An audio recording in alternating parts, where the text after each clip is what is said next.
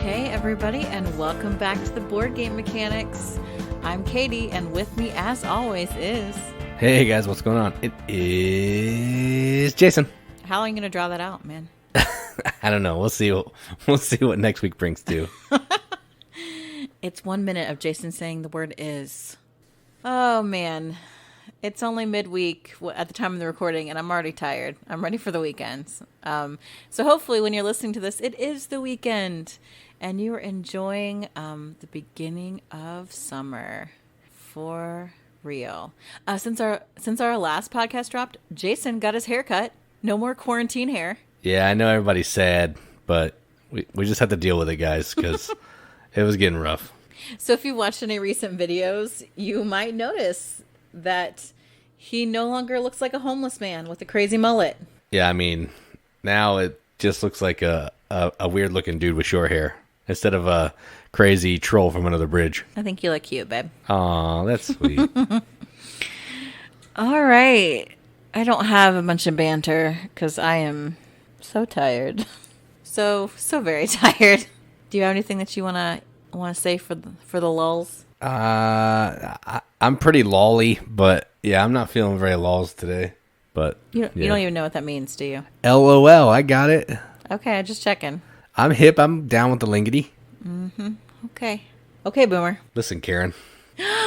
You did not. You just called me a boomer. That's the least that I can call you back. No. You take that back. But it's going to be a very one-sided episode because I'm going to give you a silent treatment. All right, I'll take it back. You're not a Karen. I said I take it back. Stop. There's not enough graveling. I'm sorry for calling you a Karen. All right. In news, I'm actually taking audition tapes for a new co-host. So if anyone out there wants to be on the Board Game Mechanics, that'd be awesome. No one wants to be on this podcast. I know. It's only pretty okay. All right. So let's move on to our news segment since we're both out of banter.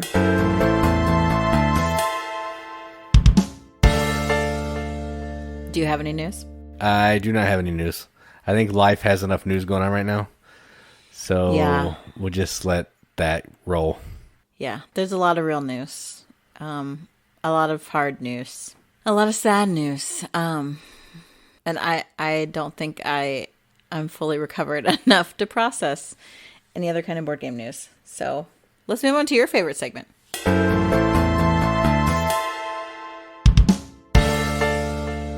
Yay. All right, so let's talk about some games that we played. And we actually played more than one game together this time. And more than just Clank Legacy, which is also nice. Which we're getting to the end of, so we'll have more games in the future. That's true. We will. We have like 3 more games left, I think, and maybe both campaigns together. Something like that, 3 or 4. So the first game I wanted to talk about, we played. It was me, you, and Brandon and Josie. And this is a game that's going to be hitting Kickstarter, I think, next week. Maybe. They keep pushing the date back. So as of right now, it's June 9th. So in this game is called The Whatnot Cabinet from Dr. Finn and Pencil First Games. And this is a cool little drafting and set collection game where you're trying to get these different types of tchotchkes or things to display in a cabinet.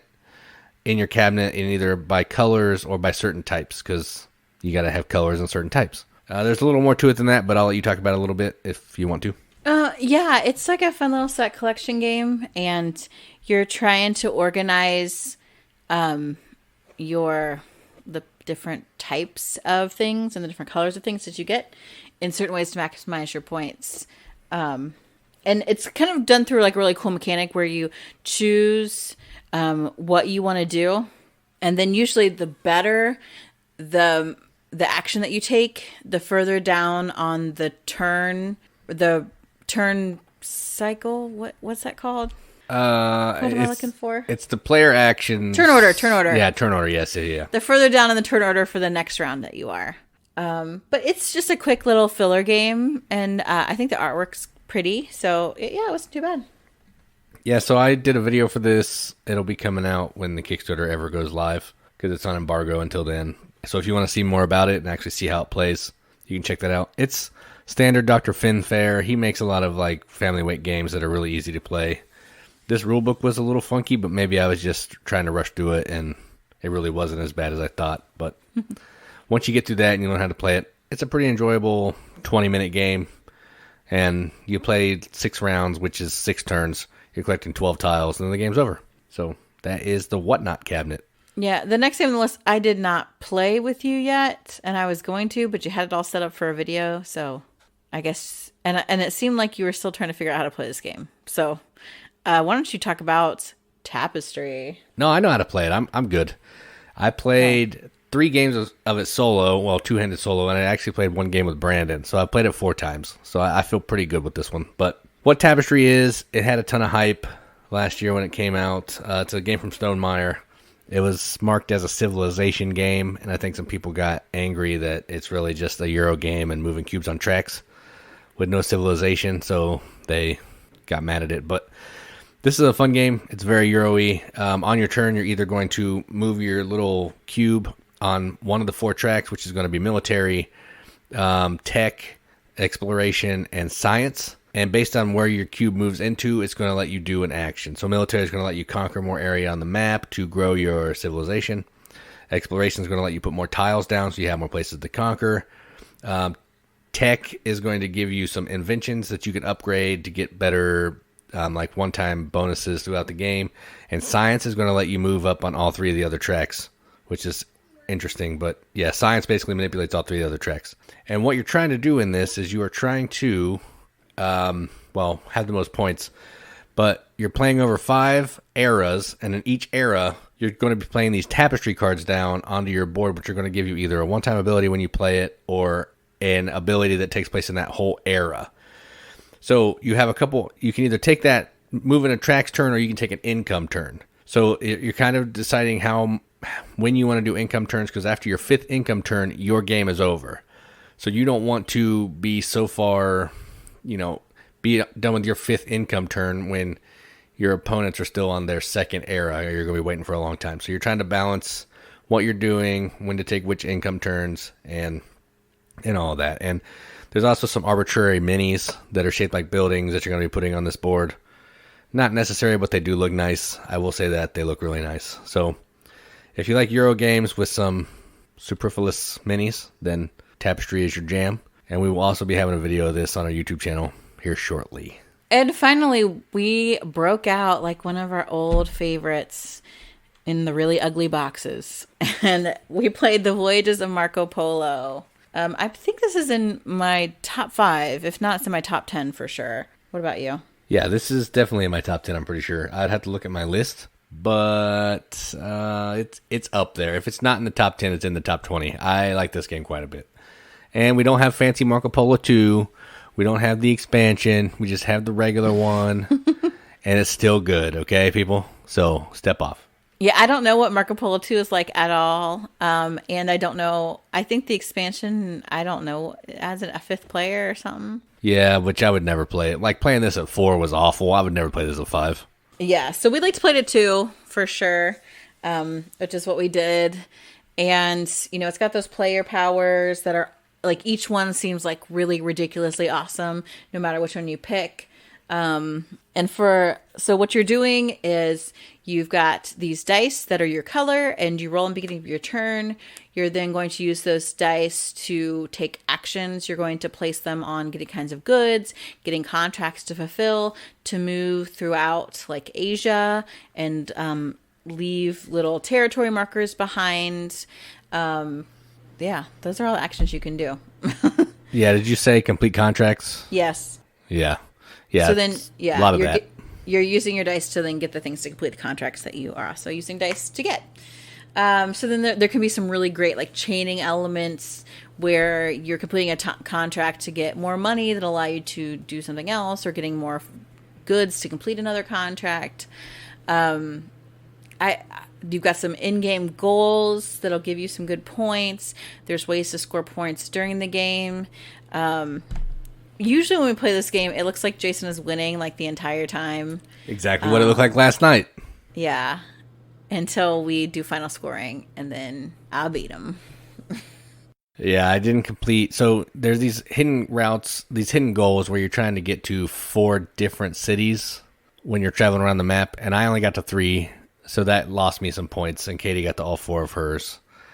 And Katie completed more contracts than me, so that also gives you a pile of points too. And it's stinks. that's like a 30-point swing there for me. So yeah, it was rough, but you only won by like 16 points, which isn't as awful as it happens to me sometimes. That's true. That's true. You played pretty good. I was getting a little nervous there. I was like, "Ooh, I gotta just hope that I can squeak out some of these end of game points so that I can pull ahead." But yeah, I made some boneheaded moves traveling around the map. Like I went the expensive way a couple times when I needed to go to a city right at the beginning, and I missed it because I didn't look at my card or see where the city was, and that really did me in.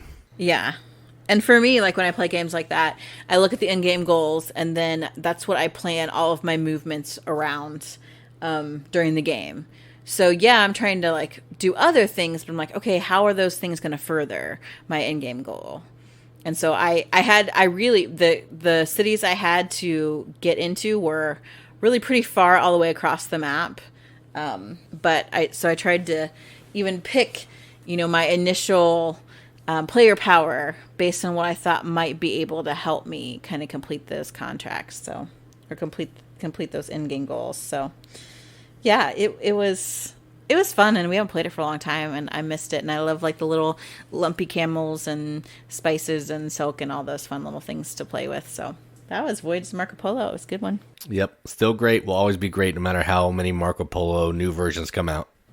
I mean, I'd like to try the other ones. We just don't happen to have them. And if the second one isn't that much different than the original, I don't know why we'd want to get it. Yeah, I think it's different enough, but not enough that I need it.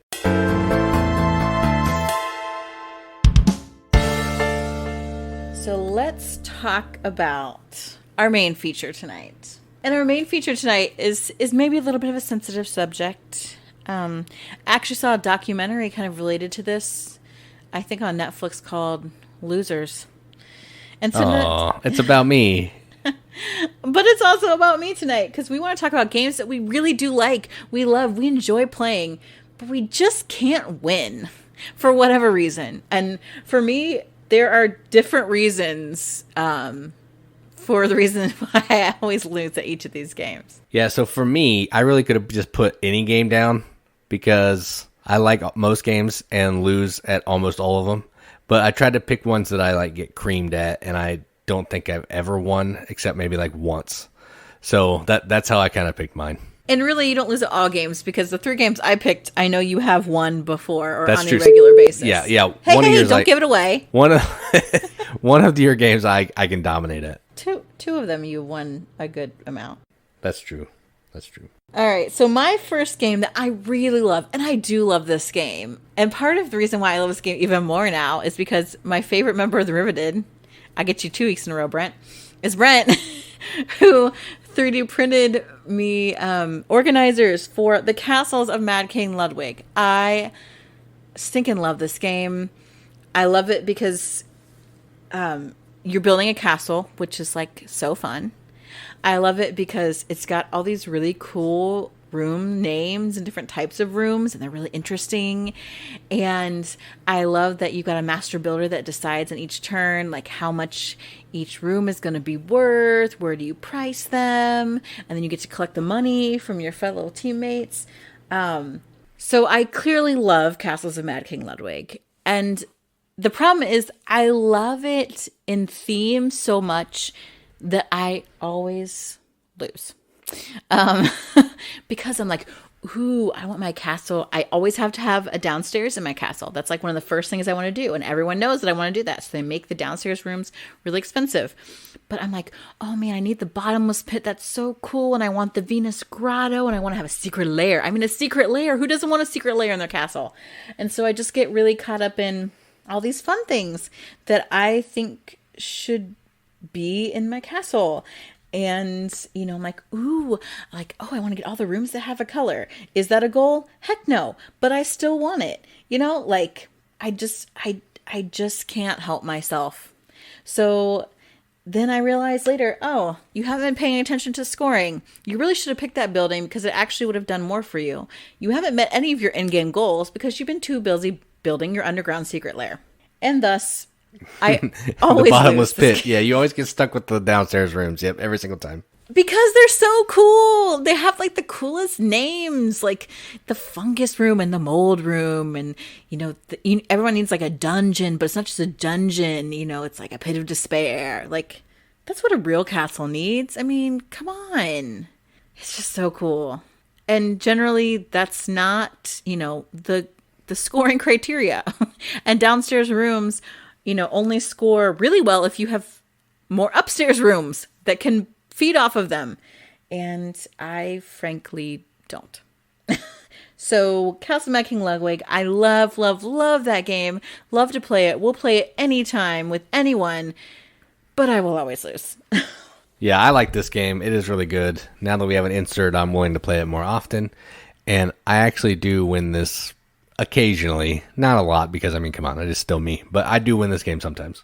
All right, so the game I want to talk about is mostly on here because we play it a lot, and that makes me like it more because we play it more. And it's Grand Austria Hotel. So this is one that I only want to play at 2 players. We now have some fancy little food shapes for it that we got off Etsy that we haven't played with yet. I know, I'm so excited to play with them. Yeah, but even without that, it's still fine. It's cubes, whatever, so on and so forth. But it's still a good game. So in this game, we've done it live, which is actually the one time that I've beaten Katie, and I had to bring it up, so now she's going to be mad. But I have to. I am so mad.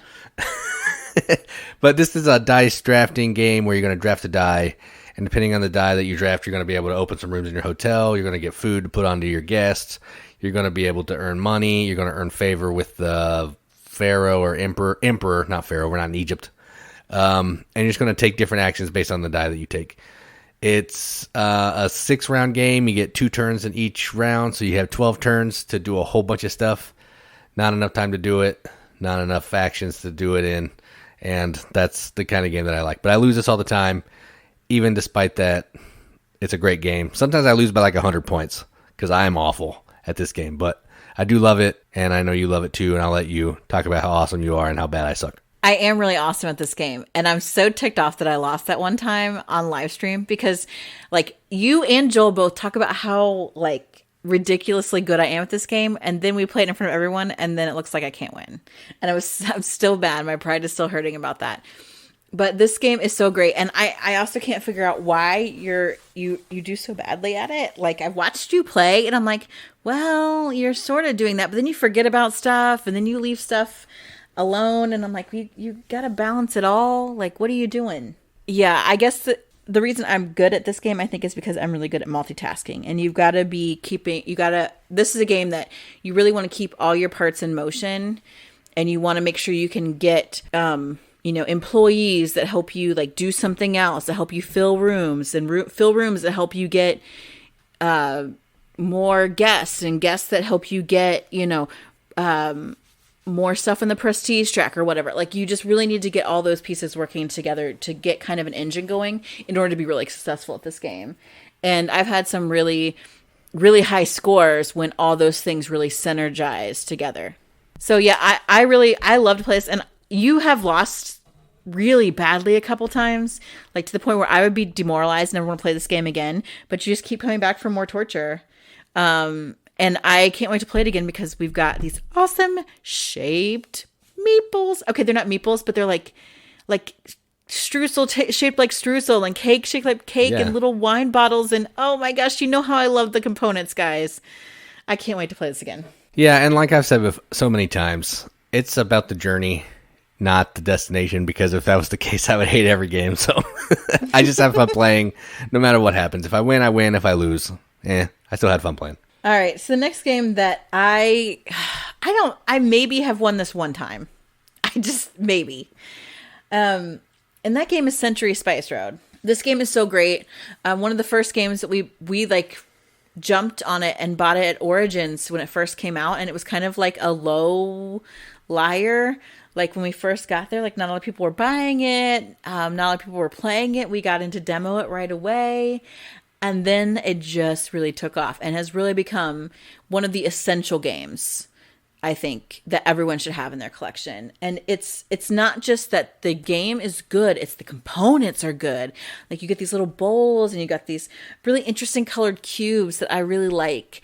And then they got metal coins. I mean, metal coins should be standard in any game, really, because just the feel of them, it just really elevates it. And I love the tarot sides cards. Like this game, yes, mechanically has something that I love, but just for me, it's like such a tactile experience. That's another reason why I love it. I love to get my hands on this game. But I also love that it's really simplistic. You have a handful of cards, and you can buy more, but you're just taking cubes and trading cubes to make different kinds of cubes, to fulfill contracts for cubes, to get points. Like that's it. But that's what I love, is that there's so many really interesting decisions, and you're kind of, weighing what should I upgrade, what cube should I keep, should I buy that card, should I rest and get all my cards back? That apparently I'm terrible at those decisions, because I'll just like get into like a trading cube vortex, and I just can't win this game, but I will always love to play it, because I think it's a great game to introduce people to the hobby, which we have done many times over. But also, it's complex enough and has enough depth that people like us who play games all the time still are really engaged. Oh yeah, I agree with everything that you said, and I actually do win this game. This is one of the few games that I can win. I don't know why, but I can win this game. I think it's because you have like a better like tactical, like analytical mind. Like I'm kind of big picture. And so I just kind of like, oh yeah, overall I want to get points. And so I'm not really good at seeing how, like, what's the best optimization of my different colored cubes. Like I just can't, I just don't think like that. And you have much more analytical brain than me. Yeah, this game, I can just see the conversions a little better for some reason. And I probably said this story before, but there's one game where I bought 2 cards, and I actually ended up winning the game because I was so mad. Yeah, I just kept using the same cards that I had over and over, picking them up, reusing them again and again, and I was completing everything because I had the engine that I needed, and it was working pretty well. But yeah, I love this game. It's really good. I just can't win it. You'll get there. Yeah, I'm sure. It's okay. You have all these other games that I'm about to talk to that you can beat me about. So, and that was a terrible sentence. You have all these other games that I'm about to talk about that you can beat me at. There we go. That's better. All right. So the next game I want to talk about is a Martin Wallace game. So you guys should already know what game I'm going to talk about. Brass. Because Katie hates brass, so it's not brass. The one that we like to play together, 2-player, London, first edition. So this is Martin Wallace's take on engine building, where you're playing these cards down in your city in front of you, and at some point in the game you're going to run your city. So based on how many cards are in your city or town, I'm not sure what they call it, but in the tableau in front of you, based on how many cards are there, you're going to produce some poverty. And then some of the cards are going to reduce your poverty, some are going to give you extra, some are going to give you cash, some's going to do some other things. And what you're trying to do is you're just trying to be the most efficient at running your city, building out these little locations on the map to help minimize the poverty that you produce when you run. And you're just trying to have the most points at the end of the game. The reason I think I lose this is one, I'm just terrible at games. But the real reason I think is I can't manage my poverty correctly. So there are a lot of instances where I'll have like negative 30 points in poverty, and that's just not going to win you a game. So the poverty is my problem in this game. But I do love it. It's very fun. I just stink at it. Yeah, I also really love this game. It is completely hideous for sure. But I love the idea. It's an engine that you're running. And so you're leveraging what you're going to get versus the poverty you're going to generate. So you're always trying to fill your city. You're willing yourself to get rid of your cards that, it'd be great, but it's just not going to pay off for me in the long run. And yeah, your basic strategy seems to be to run your city as many times as possible, which sort of works, except that you're just then generating a crazy amount of poverty. So, yeah, this game is it's so good because I do love a good engine builder and a good tableau builder. And that's definitely what London is. It's so great. Yeah, I keep saying that I'm going to try a different strategy, but I know I'm not. So I don't know why I'm going to say that I am. I'm just going to keep growing my city to 19 cards, and then I'll run it 50 times, and I'll have 50 points that I lose in poverty. That's just what I do. It's a little ridiculous. I'm like, you almost run it like it's a push your luck. Like, how far can I just really run the city into the ground and see what's going to happen? Like, it can be salvaged still, right? And I'm like, no, it can't. Risk versus reward. Watch out. Yep. All right, and the last game that I want to talk about that I really love this game. It is definitely, I think it's in my top 5 games for sure. Top 5 games of all time. And I won it the last time I played it, and I think that was the first time I ever won. Yeah, and it was on a live stream. It was on a live stream. I was vindicated on the live stream, and that game is Merlin. Classic Feld. It's just got this rondelle, which is a really cool mechanism. Someone in the Riveted doesn't like this, then I think you're crazy. You just need to play it with me, because you'll win. I won't mention any names, but I think his name's Scott. Scott, you need to play it with me, and you'll win, and then you'll feel really great about the game. I also love it with the Arthur expansion. Just taking the dice for each particular pawn that's out on the board and deciding like, okay, what am I going to get if I move here? Which one should I move first? What's going to help me fight off the invaders? What's going to help give me points? What's going to help give me influence? I have lost this game most of the time because I hate area control, and there's this added on area control board that annoys the bejesus out of me. I don't like it. I don't like it at all. And generally, I don't have, like, as I'm playing, I just am not hitting the right things that are going to help me utilize that board, so I kind of ignore it. Because I like to, like I was talking about in Marco Polo, I like to look at like in-game goal cards. And so you have these goal cards that cycle through your hand. And so I get really focused on completing those because that's how I like to play. But that is not really a good use of your resources and time in Merlin because they don't really pay out a bunch of points. And actually we had a friend who decided that he was going to play that way and just go through a bunch of cards and complete as many as he could. And I don't think he won. No, because the points just don't add up. You can complete 1 card per turn. You take, I don't know, like 25 turns. So if you get 2 points each card, that's 50 points. You're not going to win like that. It's just not possible. Yeah.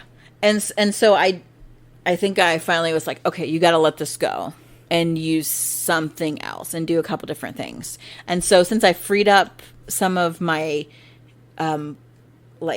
worker placement from completing cards, and I had some more bandwidth to look at the area control, unlike what I usually do. And so I think that's helped me. I may win more in the future now that I've taught myself that lesson, because I can be taught, but who knows? Yeah, I really liked the Arthur expansion because I like collecting those picks, or picked, I don't know how you say it, but yeah, those little extra tiles that give you the bonus, and then you're trying to have the most of it to get some extra points.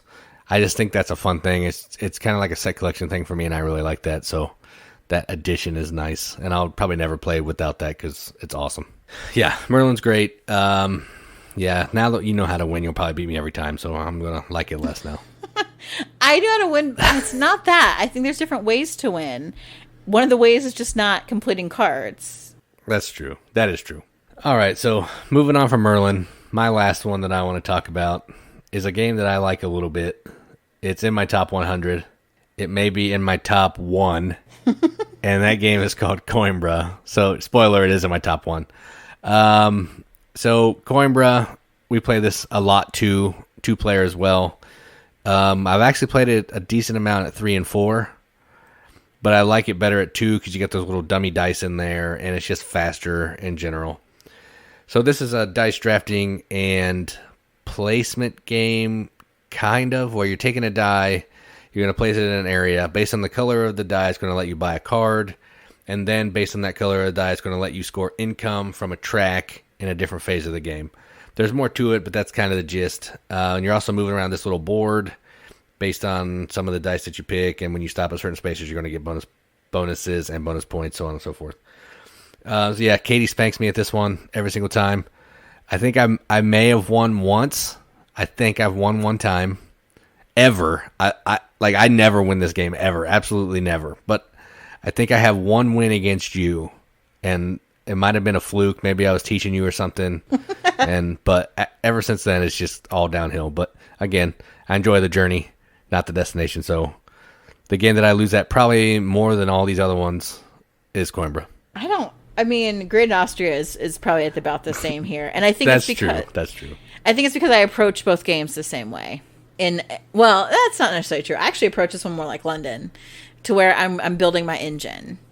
And I stinking love Coimbra. This is maybe my number 2 game of all time, since Grand Austria is my first. Coimbra, there's just a lot going on. And I really love and thrive on games that have a lot going on.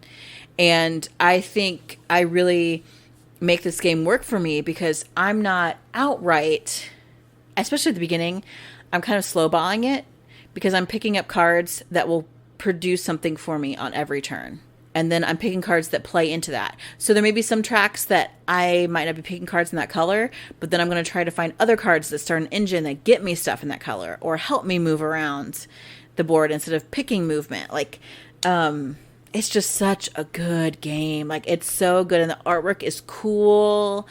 I love this game. And I also love this game because I whoop your butt at it so much. I think that somehow, I don't know how you do this, but every game we play, it'll be like, I'm taking my turn, takes me 27 seconds. It gets to your turn, you have 12 minutes of stuff that you're doing on your turn. I don't understand how you get to do that every time. I need to figure out the way to have that much stuff going on in my turn. I think that would help. I just don't know how to do it. So instead I take the little 12-second turn, and then I sit there for 5 minutes because you're taking your good turn that's going to give you points. I have told you how to do it. You have to prioritize the cards that give you something every time. It's not the cards that immediately pay out. And I actually don't do a lot of in-game cards on this, which I think I lost when we played with you and me and Brandon. You did, yeah. You did. Because he had he had a lot more in-game cards than me. And so I've got to still try to work on that balance. But you get caught up in the movement track or something. And I think my problem is I like the stuff that gives me stuff now. So whenever we're playing a game, I like to get the stuff now. So you have a delayed gratification problem. Yeah. I like the points now. I like moving on the track now. I don't want to wait to the end of the game, an hour from now. I want my points now. So I think I need to shift that focus in games. I'm not going to do it. So I don't know why I'm talking about it. I want to keep playing the same way. I want to keep losing because that's the way I like to play. All right. As long as you admit that, because I'm going to keep playing the way I play, and you could easily play that way, and you could beat me out to some of those cards if you wanted to, but you don't. I could, but I'm not going to. There's this little thing called change that I don't like to do. No, Jason. So changing the way I play a game is not going to happen at all. All right. So those are the games that we just love, but we always lose. So I always lose at Castle Maghin Ludwig, Century Spice Road, and Merlin. And I lose at every game, but these 3 specifically are Grand Austria Hotel, London, and Coimbra. So what about you? What games do you love, but you just lose at? Because most of the times, if I lose at a game a lot, I'm like, I'm over this game. I never want to play it again. Forget it. But there are just some games that they're so good, even if I can't win, I keep coming back to it. So what games are that for you? Tell us on Facebook. Join the Riveted. Send us a DM. Tweet us. Go to Instagram. Comment on our Instagram. We want to hear from you because we love you guys. The Riveted is the most awesome group of people I've had the luxury of running into online. And in light of all the BS that's going down online right now, it's so nice to have a group of people that are really supportive, that want to talk about board games, that want to be positive and encouraging. And so thank you guys for that so much. It really is a blessing to me when dealing with a lot of other crap online. Yeah, that's true. It is nice that I know when I get a message from the Riveted group, it's going to be about board games, and I like that. It's a nice little like beacon or ray of light in dark times. I like it. All right, guys. I think that's it for us tonight. I've been Katie. And I'm Jason. Keep gaming, everybody. Keep gaming.